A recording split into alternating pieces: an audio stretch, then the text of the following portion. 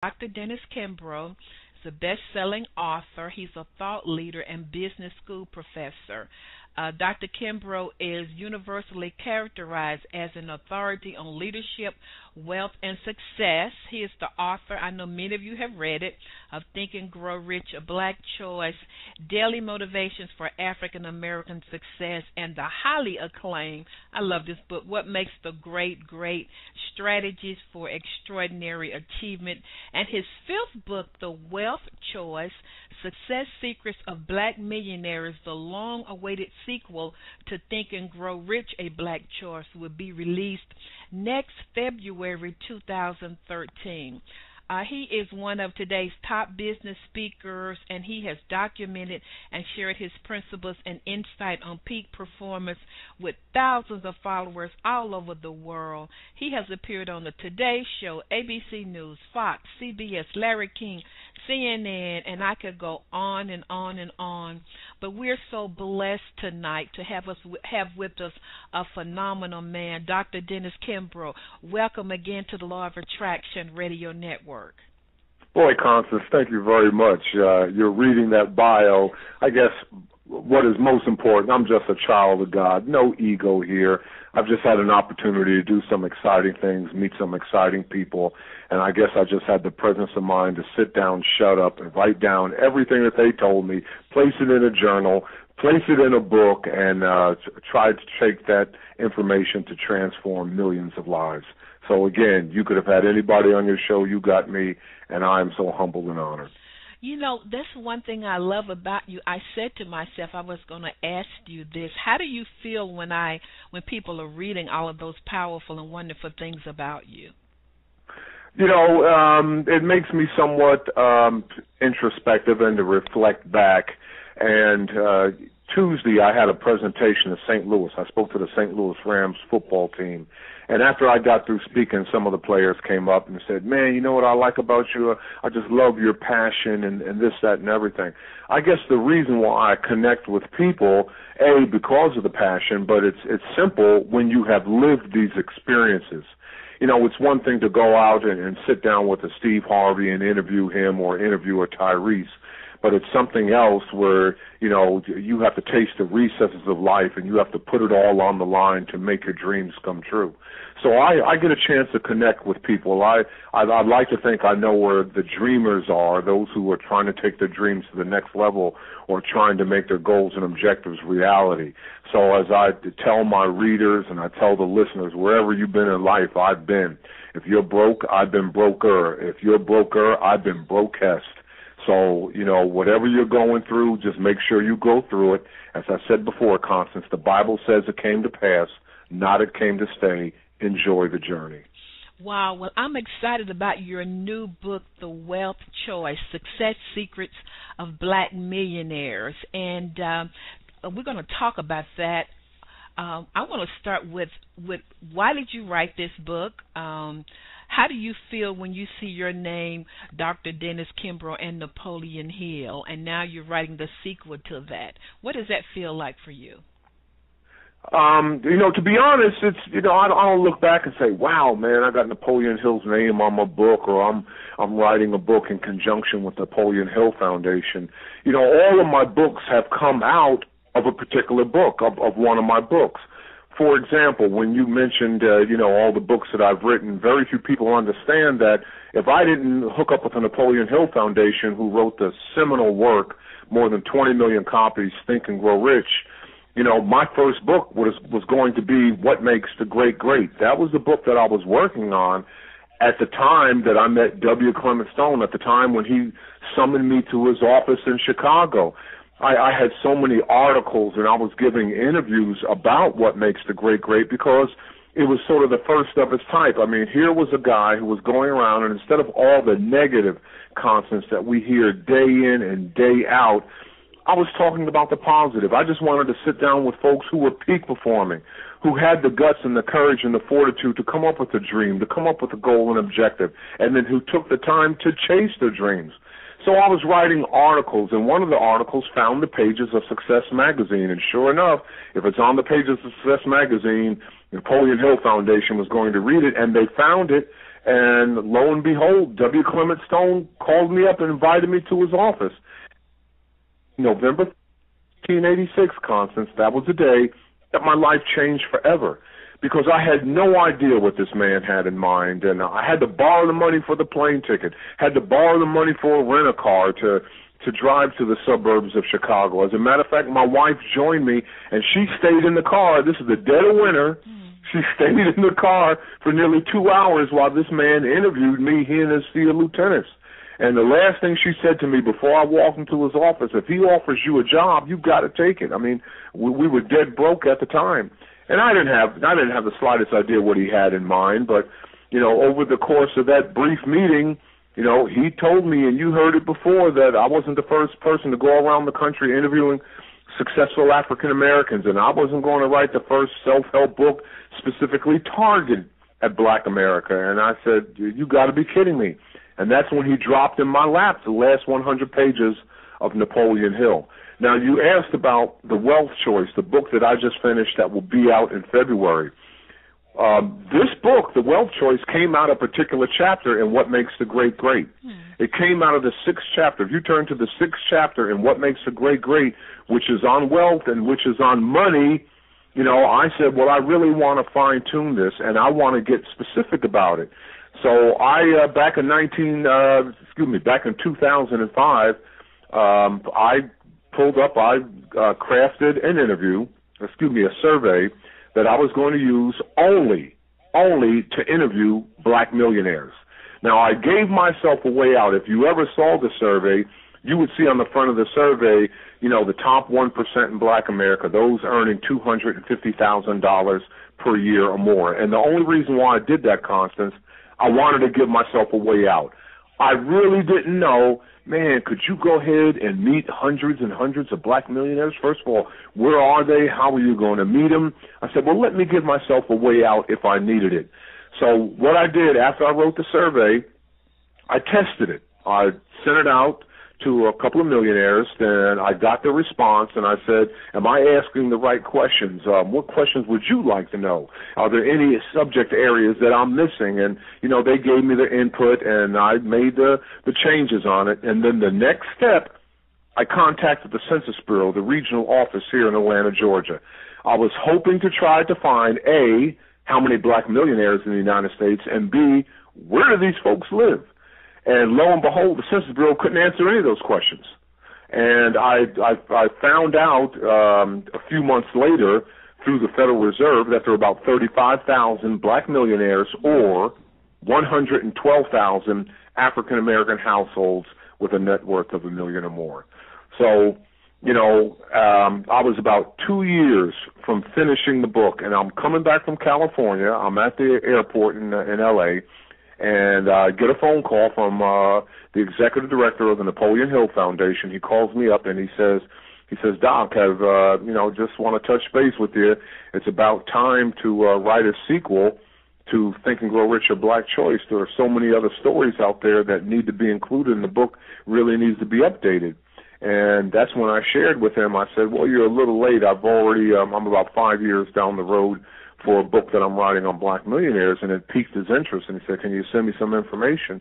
And I did. And he said, well, let's position this as the sequel to Think and Grow Rich or Black Choice. And that's why when the book comes out in February, like Think and Grow Rich or Black Choice, The Wealth Choice will have both my name on it and written in conjunction with the Napoleon Hill Foundation. Amazing. So let's talk about that book. Let's talk about some of the profiles of the affluent African Americans. What are some common characteristics that they have? Great question. And I try to attack them from all different angles. Number one, I use a survey. The survey is 118 questions, Constance, and they complete it completely and totally anonymity. I don't want to know your name. I don't want to know your business. I don't want any proprietary information. But lo and behold, I mean, if you come to my study, I'm in my study right now, and I can show you the tubs of responses of surveys that I got. Some even went so far to attach a business card. Some did write their name and their phone number on it. They weren't shy about who they are and who was completing this. So number one, I use a survey. Number two, I had 6 focus groups around the country. And again, these are only folks 7 figures or more. If you weren't 7 figures, I really didn't want to talk to you. Not that I didn't want to talk to you, but you know, the focus wasn't on you. It was on folks who not only talk the talk but walk the walk and could certainly bear it out. So I had 6 focus groups around the country. I had 1 in North Carolina, 3 in Atlanta, 1 in Washington, D.C., 1 in Omaha, Nebraska, and 1 in Las Vegas with just women. And then last but not least, I had more than 60 face-to-face interviews. So no matter where they were, I tried to attack them and try to pry and probe and get as much information as I can.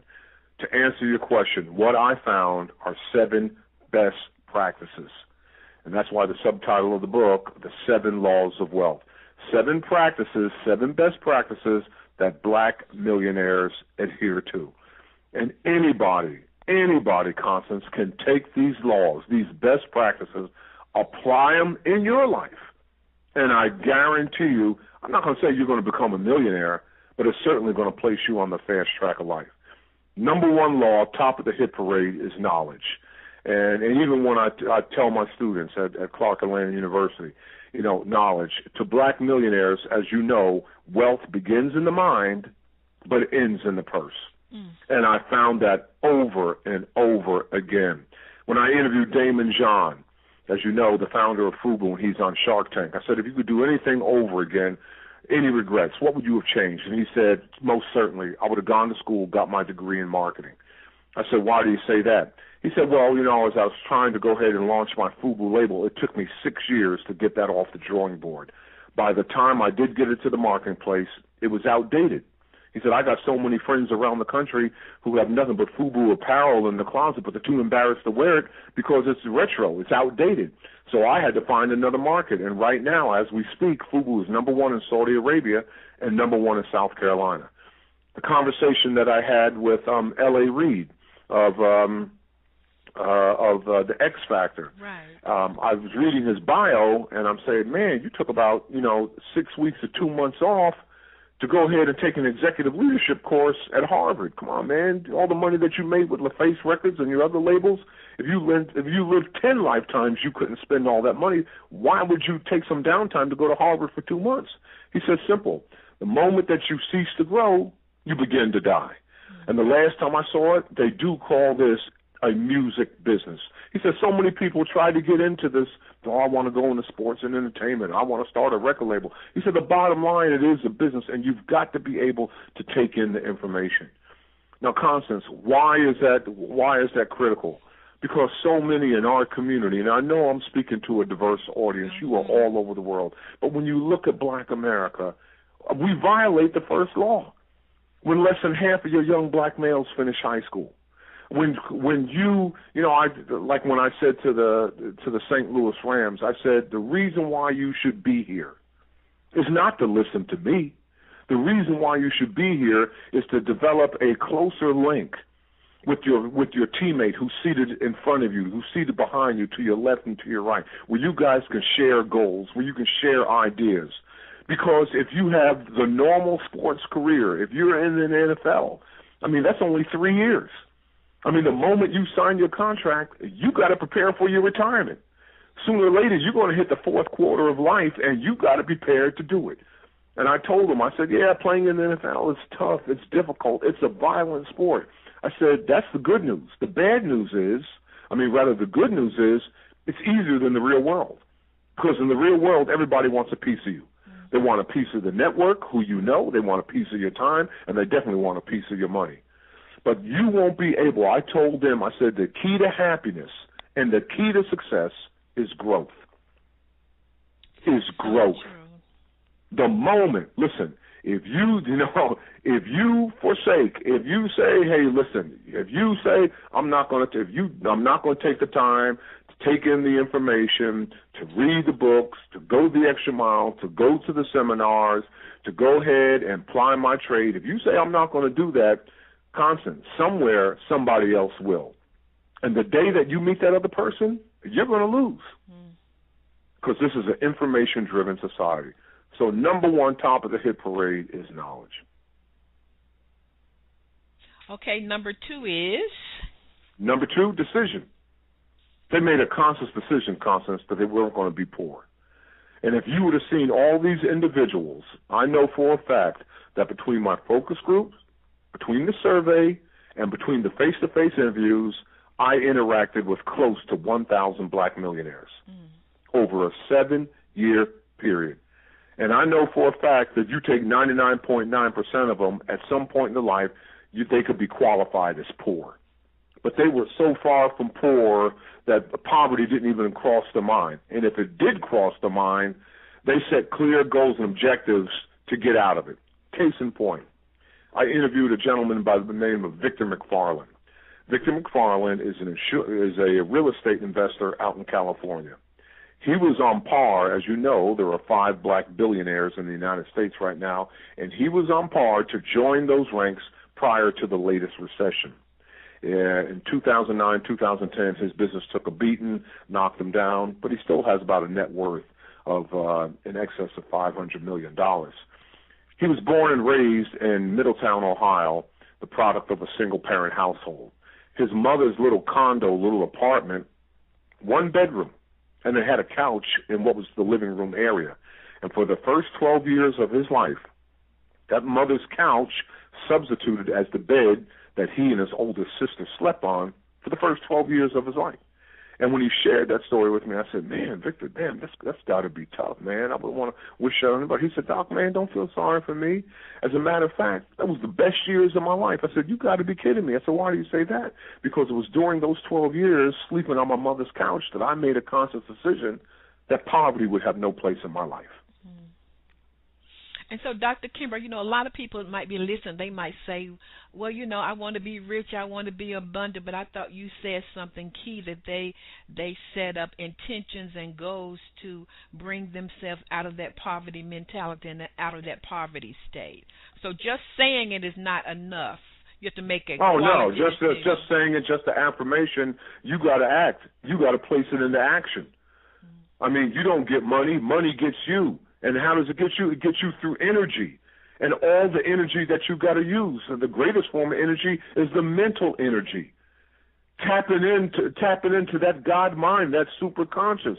We are of God.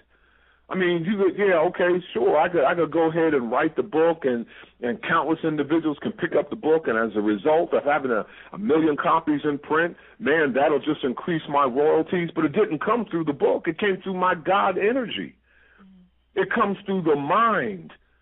I mean, we are like-minded individuals, and you've got to tap into that mind. You've got to start your day, and you've got to end your day. You've got to end your day with that mind and that prosperity conscious. The universe doesn't know anything about poverty, Constance. You think God created poverty? The universe doesn't know about that. It's an illusion, and you bring it reality in your life by your thought. There's cattle on 1,000 hills, and it's all yours to claim. So, damn it, claim it in His holy name. How are you going to claim it? By tapping into the God mind. Oh, Dr. Kimbro, I didn't know you were so spiritual. No, I'm not spiritual. It's called truth. Sooner or later, every day, you got to ask yourself, Constance, where art thou? Adam, where art thou? What is the universe asking? Where's your consciousness? And the only response you could ever give, Constance, my consciousness is always on truth. Always on truth. So what is the truth? You're prosperous. Now, whether you claim it and whether you go after it, baby, that's your business. You do you. You do whatever you want. I can go to parts of Atlanta and people can say, I'm poor, I'm homeless, I'm this, I'm that. That's right, you are poor. But here's a way not to be. Oh, you're going to give me a job, you're going to give me money, you're going to give me a handout? No, I'm going to change your thought. I'm going to change your thought. What Nicodemus said, I must go in my mother's womb and be born again? And Jesus was shocked. Why? Because Nicodemus was a scholar. Nicodemus was a scholar. He said, man, you're training others to think like you? He said, no, you don't have to go in your mother's womb. All you got to do is change your thought. As above, so below. As above, so below. As the mental, so the physical. As the inner, so the outer. As the thought, so the thing. So, Dr. Kimbro, while you and your wife were really struggling, and I know you said that you almost lost your home a couple of times, on the inside you had a consciousness of wealth and success. Without a doubt. I looked at my goals every day. I don't know if I shared this with you, I had a flip chart because I was giving presentations and I had it in the garage, and this is while I was still working. I was a pharmaceutical sales rep. And I had a flip chart, and I took 2 days. I took 2 vacation days while my wife was working because I knew I had already started the process of writing what was going to be What Makes the Great Great, that eventually became Think and Grow Rich, A Black Choice. And I knew I wanted more. I wanted to be successful. I didn't know what success was, but I wasn't fulfilled this point, in my life. And so I took 2 days off, Constance. And I took that flip chart and I put it on all the walls of my garage. And for 2 days, I forced myself to write my life dreams and goals. Why I am here. Why the Lord blew breath into my lungs. Why I was chosen to show up at this particular point in time. And your listeners better do the same thing. Your listeners better sit down and write their life goals. You've got to answer the question, why are you here? Why did the Lord blow breath into your lungs? How are you going to make a difference? What is so different and unique about you? Did you ever decide to describe you in 15 words or less? Describe you in 10 words or less. What's the one word that describes you? How are you going to make the universe better? How are you going to play your role? Sooner or later, you got to do it. The critical question is, what are you going to do with the rest of life that you have left? So true. Powerful. Your number 3 is believe in thyself when no one else will. Believe in thyself when no one else will. You've got to have the faith. Yeah, you get the dream, you get the vision. You're going to step out on faith. The average individual in our society, and I said this in Think and Grow Rich, A Black Choice, I said you get 4 ideas a year. Any one of which, if you had the guts or courage or fortitude to chase them, would make you financially independent. Why don't you do it? You're turning your back on God because where do dreams come from? Comes from superconscious mind. Comes from the Creator. Look, you can't believe in God until you believe in yourself. So when are you going to step out on faith? I interviewed Donahue Peebles. Oh, my goodness. The real estate developer, probably Black America's #1 real estate developer. I don't know if you ever stayed in one of his properties, but he owns the Royal Palm Hotel down in Miami Beach.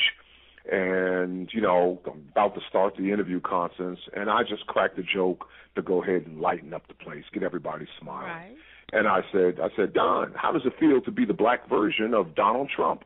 And he laughed, but I could tell he really didn't think it was funny, but he was being kind, and he laughed, and he said, Professor, that's a great question, but you need to ask Donald Trump how does it feel to be the white version of Donahue Peebles. I said, what do you mean? He said, when Donald Trump got in the real estate game, his father had bankrolled him to the tune of more than $500 million. When I got into this game, the closest I got to real estate was my grandfather. He was the doorman at the Marriott Hotel in Washington, D.C. Now, you tell me who stepped out on faith and who didn't. Wow. I said, wow. That's what I said, too. I said, wow.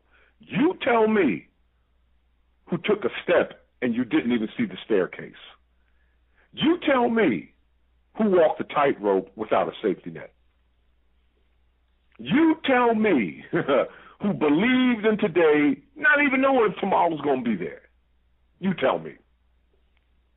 The average black millionaire doesn't hit the big picture, doesn't buy into the dream until the early mid-30 years, like 33, 34, 35, doesn't become a millionaire at the age 42. The average age of a black millionaire is 52.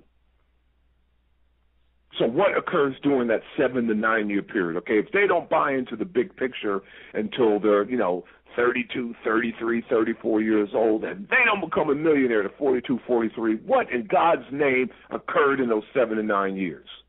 Great question, Constance. That was the road to Damascus. That was the Jonah in the belly of the whale. That was Joshua when the walls would come tumbling down. Sooner or later, that was the Saul to Paul conversion. And sooner or later, we all got to go through it. I don't know if it's going to be physical. I don't know if it's going to be mental. I don't know what it's going to take. But damn it, that's a step you got to take. You will be all the better for it. It's called growth. It's called lesson. And don't anybody tell me, God is trying to test you. Why would God try to test you? He already gave it to you. Why would God try to test you? What are you testing you about? He gave you everything that you need. I mean, you look at Black America. Black America, you got consumer dollars of $1.2 trillion. Black America, if you were a separate nation state, you would be wealthier. You are wealthier than half of the countries that belong to the UN. And still you cry, still you moan, still you bitch, still you complain. Wait a minute, you got consumer dollars of $1.2 trillion. Dr. Kimbro, what does $1.2 trillion equate to? Great question, Constance. Take Bill Gates, take Warren Buffett, and take Mark Zuckerberg, put them all together, and then multiply that by a factor of 10. And we're wealthier than that. Here, you got it. But what do? You give it away. You give it away, and then you complain. You give it away. We live in Black America. You produce 35,000 black millionaires when you should have produced not a single one less than 300,000. If you compare the resources that Black America has to their peer group, to our peer group, and what's our peer group? United Kingdom, England is our peer group. Canada is our peer group. Japan, China is our peer group. India, Malaysia, Brazil, that's our peer group. When you look at our wealth and you look at the resources and the level of education that we have, so why would he test you? He gave it to you. You need to go back and read the book of Judges when Moses is leading the Israelites out of Egypt, and the Creator has already performed 50 million miracles on behalf of Moses, and now they're running up to the Red Sea, and here comes Pharaoh's army breathing down Moses' neck after Moses has seen 50 million miracles, and he doubts God one more time. He says, Lord, what are we going to do now? And what is the response? Go read Judges. What does the heavenly host say? Why does thou criest unto me? And I was, why are you crying to me, man? You got the power. Where are you going to use it? He pulls out his staff, and the seas part. So true. Wow. Well, if you're just joining me, I'm speaking with best-selling author Dr. Dennis Kimbro, and he's talking about his new book, The Wealth Choice, that will be released in February 2013, Success Secrets of Black Millionaires, and we're talking about the 7 laws of wealth. And number 4, Dr. Kimbro, is to thy own self be true. What does that mean? Please find your unique gifts, talents, and traits and qualities. What is your unique gift? You know what it is. And I'm speaking rhetorically. I'm speaking to your listeners. Have you ever sat down to find out what are your unique talents and gifts? And how can you monetize it? Find out the one thing you do better than anybody else. In the words of Beyonce and the words of Maya Angelou, do what you do so well, people can't take their eyes off you. Do what you do so well, because no one can ignore you. Well, what do you do so well? What do you do? Like Oprah says, it's like breathing. Maybe that's why you're here, and it definitely can be monetized. You know, I know my unique gifts. I know I can write. I know I can teach, and I know I can communicate effectively. Constance, you don't see me doing 50 million other things. I mean, I go to the gym 3 days in a week. You know, I lift my weights, I do my cardio and everything. My wife knows I'm a huge baseball fan. I love the New York Yankees. But she always reminds me, she says, you can go to the gym and lift all the weights you want. You'll never play shortstop for the New York Yankees. I said, Pat, you're right. So I stick to my unique gifts and traits. I stick to writing. I stick to speaking.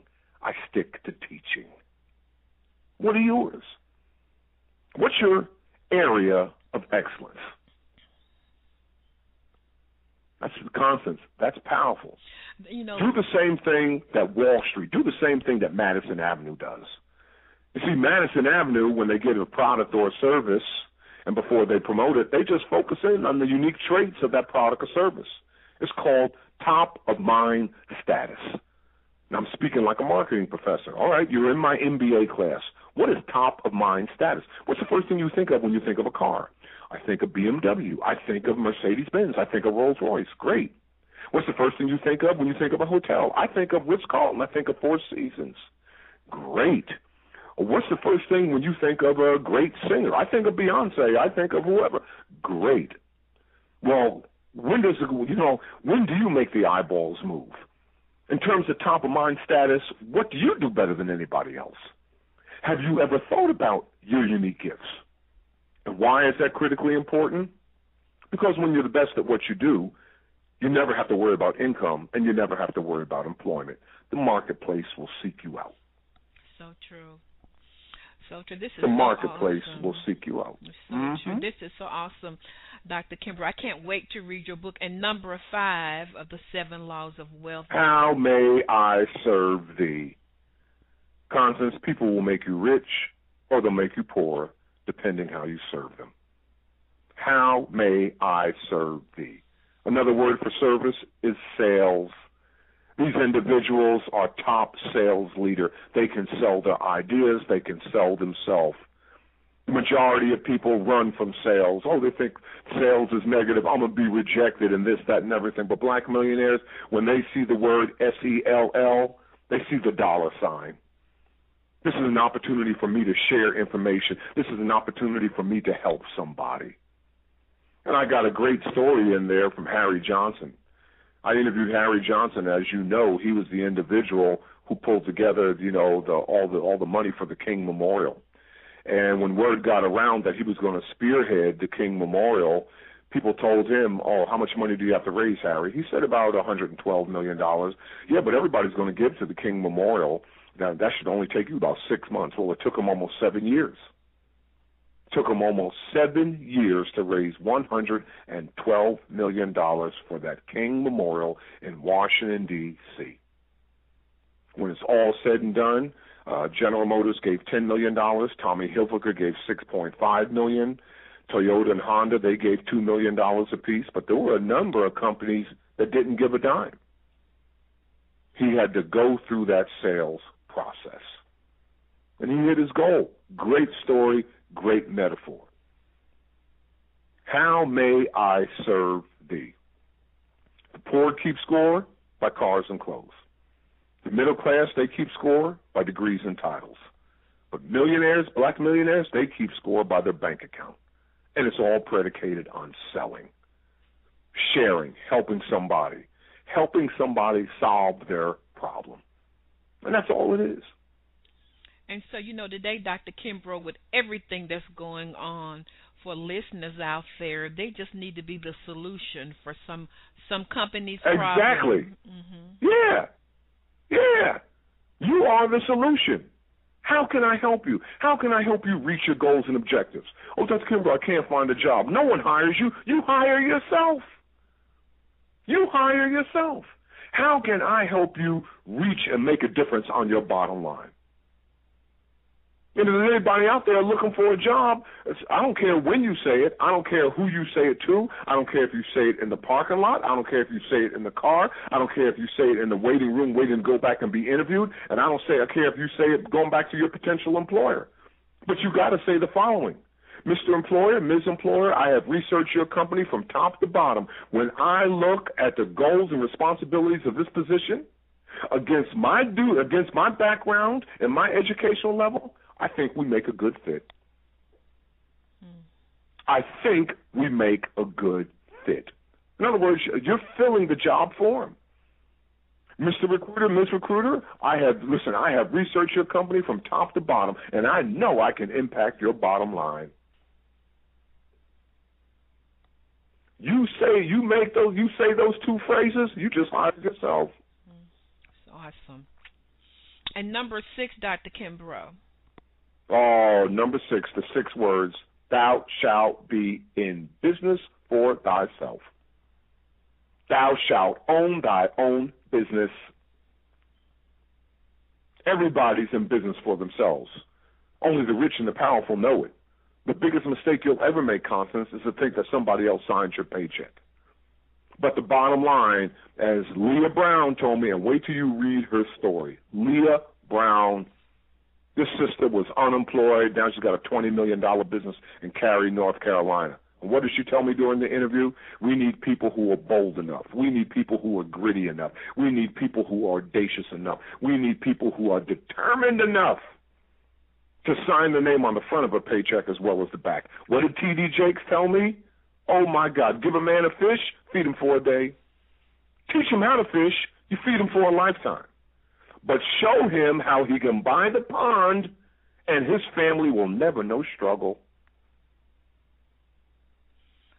So how does a person begin to change their mindset from working 9 to 5 and owning their own business? What does that process look like? Well, again, number 1 is information. Okay. Number 1 is information. Number 2, like-minded individuals. Be very particular who you associate with.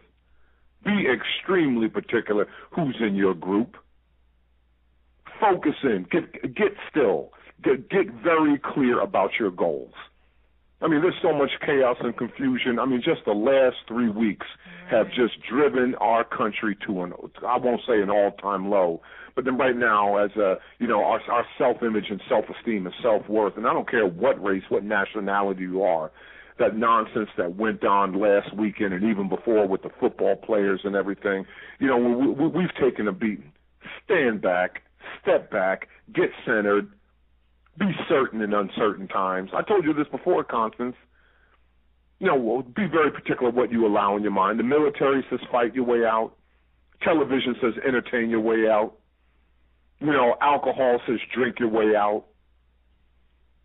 I mean, we can just go on and on and on and on and on, but sooner or later, get centered, tap into that one source, your creator, and mentally, let's pray our way out. In my class, I teach all the freshman business students, and I teach all the seniors. I'm the first face they see, and I'm the last face they see before they go out into the world to work. The first handout I give my little freshman business students. Now, they're coming in there. They think they're going to be hyped. Oh, man, we're going to talk about getting in business. I'm going to get my record label. Dr. Kimbro, we're going to have, Think and Grow Richer, Black Choice. We're going to talk about money. None of that is on my syllabus. If you looked at any of my syllabi, you'll never find my books on my syllabus. Now, you'll find cases that I wrote. I've written short and long cases that I'd like to focus into, but I provide the case. No big deal. I'm not there hawking books. But the first handout I give them, the first day of class, Constance, I give them the 4 greatest prayers. Dr. Kimbro, what in the world does this have to do with business? Sooner or later, when you enter the world of work, are you going to chase your entrepreneurial dream? Sooner or later, one day, one night, 3 or 4 o'clock in the morning, you will be on your knees. Absolutely. So let me solve that problem for you right now. I give him the Lord's Prayer, Psalm 23, 23rd Psalm. And as you know, David wrote that psalm before he fought Goliath. Go ahead and read it thinking, this guy is about to fight a giant 10 feet tall who's got an army of 3,000 men behind him. And all you got is a slingshot? So next time you read it, think about that. Wow. I give him the poem of Mother Teresa. People will tear down what it took you years to build. Build anyway. People will talk about you.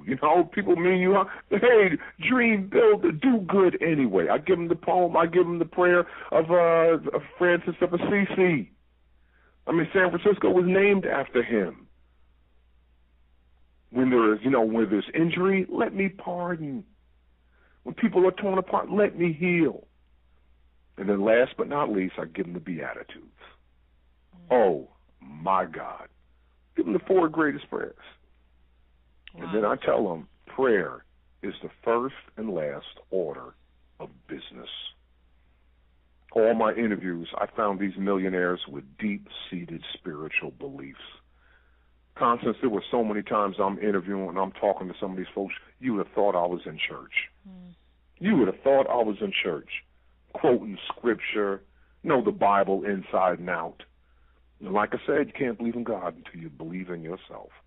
And just like T.D. Jakes said, you know, you can run out of time, you can run out of family, you can run out of money, you can run out of resources, you can run out of friends, but don't you ever run out of God. So true. And number 7 is make thy money grow. That's Make interesting. thy money grow. And I include a snapshot of my survey on in terms of their savings and investment patterns. And what I find out, the average black millionaire saves anywhere between 15 to 20% of his or her earnings. In terms of church, they attend church twice a week, but the church they attend, 2,500 members or less. Black female millionaires tithe, they give 10% of their earnings to to the church. Black males, they give 10 to 15% of their earnings to charity. But they are all very particular about saving their money and about their investing their money. I also give a snapshot of their consumer behavior, and this goes into the paradigm of make thy money grow. Yeah, they own 4 cars. Yeah, one of the cars is going to be a Mercedes-Benz or a Lexus, but the 2 others are going to be domestic models, and they're all going to be used cars. The appraised value of their house, $299,000 or less. They don't live in palatial mansions, whatever. They are very particular about their money. When you look at their consumer behavior and some of the labels, yeah, some of the women, they like St. John, they like Chanel, but the number one store choice is Sam's, Costco, Walmart. And they all use coupons. Really? All use coupons. Been married 15 to 20 years, and their spouse balances the checkbook. Not the breadwinner, the spouse balances the checkbook. So interesting. Mm-hmm. I mean, there are so many things I want to ask you, Dr. Kimbro, but I did have 2 questions that my listeners, this listener is from Australia, and he said, ask Dr. Kimbro, since it's the end of the year, what words of wisdom would he have for listeners all over the world to really begin 2013 with a bang? Start where you are with what you have, knowing that what you have is plenty enough. Start where you are with what you have, knowing that what you have, Constance, is plenty enough. I want you to see optimism where others see pessimism. I want you to see growth where others see impossibilities. Now is the time to begin to transform and to change your mind. I want you to look up rather than look down. I want you to stand in the light. And where is light? Light is wherever you are. Light is to raise your consciousness, because when you raise your consciousness, you raise your level of vision. It is time for us, time for all of us to focus in on truth. Wow, that's awesome. And another listener out of Canada said, Constance, please ask Dr. Kimbro about visualization. I've tried it before, and it's very difficult for me. I remember reading in his book that you see something twice, once on the inside and then on the outside. What advice would he have for me about how to visualize? Well, you got to get centered in order to visualize. Now, you can visualize over the course of the day, but to me, the best time for visualization is waking up first thing in the morning and before you go to bed. I mean, I'm reading the latest issue of a magazine where Dr. Oz, he was talking about stress. And he says, you know, people think that he's going to prescribe a medication or you can take a supplement. And he said probably one of the greatest ideas I can tell you to reduce stress, focus on your goals and objectives right before you go to bed. So make sure you are very particular what you allow in your mind before your head hits that pillow. That is a time for you to visualize your goals and objectives. That is a time for you to, really think about and really wrap your mind about what you're going to do and what you're going to have and what you want to become. Why? Because what you want wants you. You are God. What you want wants you. It's coming out of you. We're not a raisin on a piece of raisin bread, Constance. We're a wave on the ocean. You can't be separated from your source. So if the source gave it to you mentally, it is there for you to attract it into your life. What is the law of attraction? It's energy. That's all we are. We are pure energy. I don't have gray hair. I don't have black hair. My skin isn't dark brown, or my skin isn't light brown, or this, that, and everything. If I put you under a microscope, you're all energy. Your molecules, your DNA. I could take a cotton swab and put it in the inside of your mouth and tell me everything about your life, your energy. So why are you focusing in on the outer? Get your vision correct on the inner. And it will occur, not because I say it, because it's in one of my books or somebody else's book, or you saw somebody on TV. No, damn it, the universe says that. And what is a universe? Universe. One song. Universe. One song. We're in harmony. As above, so below. What a Pontius Pilate tell Jesus, and Jesus is hours away from making his transition. That man told him, don't you know I have the power over you of life and death? And what was Jesus' response? He said, you would have no power if it did not come from above. Come on, let's look above. Let's take the broad view. This is not rocket science-y. Let's get into the Word. Let's study. Let's fully understand why we are here. Why are we here? And what do we know about our Lord and Savior? He had more than 5,000 followers. He counseled 70 of them. He mentored 12, and even one of the 12 left. But the day, Constance, he took his final breath, only 3 were with him. So what does that say? It doesn't take much. It does not take much. All you got to do is tap into that mind, tap into that force, tap into that energy. Expect to win. Wow. Expect greatness in your life. Amazing. Well, this has been a powerful interview with Dr. Dennis Kimbro. Dr. Kimbro, how can they pre-order your book from Amazon? Yes. Tell them to go to Amazon, and it's called The Wealth Choice, Success Secrets of Black Millionaires. They can go to Amazon, they can go to Barnes & Noble, and they can pre-order. I know I got a request to speak in Australia sometime in March, so tell your listeners there. I know I will be in Nova Scotia sometime in the early part of the year. So tell all your listeners to go out and check me out. Go to my website, www.denniskimbro.com. You can hit me up on Facebook. You can hit me up on Twitter, whatever.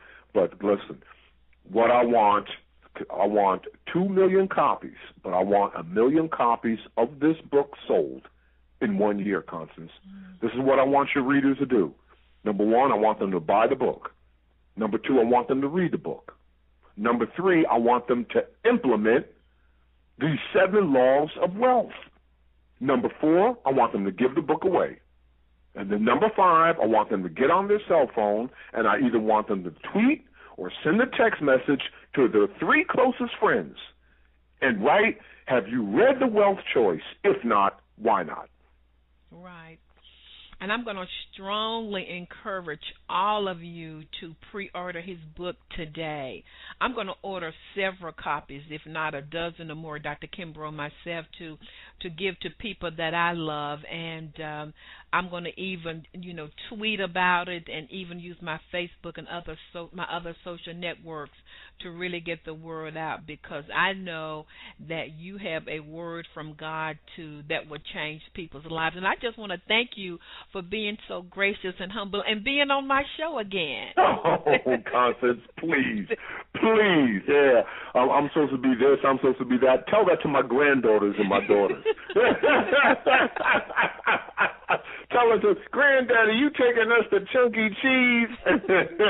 They won't ask anybody but me. I'm the go-to guy. Oh, you're the go-to guy. That is so wonderful. You've been a blessing to people all over the world tonight, and I'm so grateful for you. And oh, praise God. God bless you, and I'm going to do everything I can to get the word out about your new book. And you are too much. Constance, I love you so much. Call me anytime. I had a great time on your show. God bless. Thank you. Well, this is Constance Arnold with the Think, Believe, and Manifest talk show.